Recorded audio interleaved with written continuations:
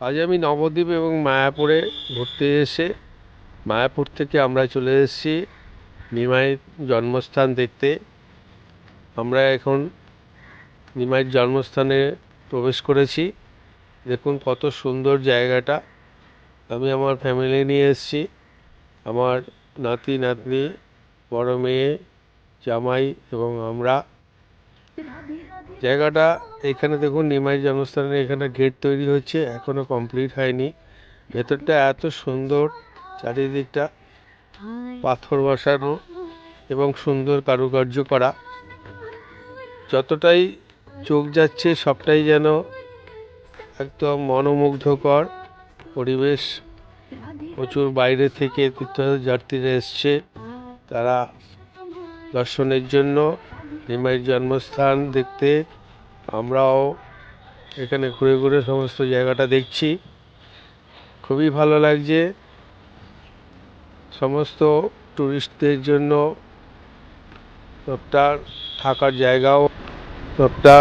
থাকার জায়গাও আছে। এটা দেখুন গৌরনিতাই, এবং এখান থেকে আমি একটু পরিক্রমা করে নিচ্ছি চারিদিকটা, কারণ এই সুযোগ তো আর কখনো পাবো না। কখন আসবো আর কবে আসবো, তাই যখনই মন্দির দর্শন করি তখন মন্দিরের চারিপাশটা একটু পরিক্রমা করে নিতে হয়, এইটাই নিয়ম।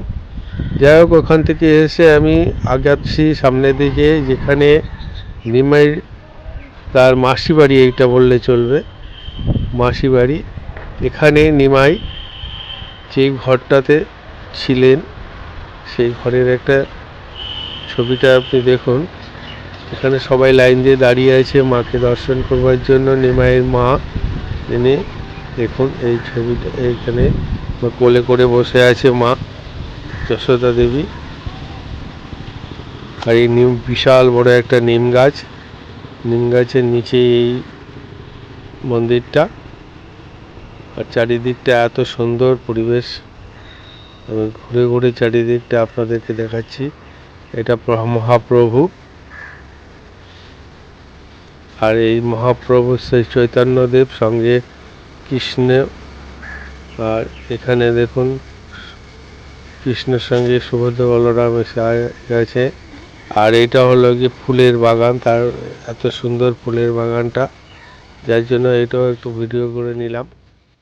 এরপরে আমরা ওখান থেকে চলে আসলাম সোজা একদম শ্রী প্রভুপাদের সমাধিস্থলে। এখানে একটা বিশাল বড় পুকুরও আছে, পুকুরটাকে বলে সবাই বলছে এটা নাকি রাধা কুণ্ড।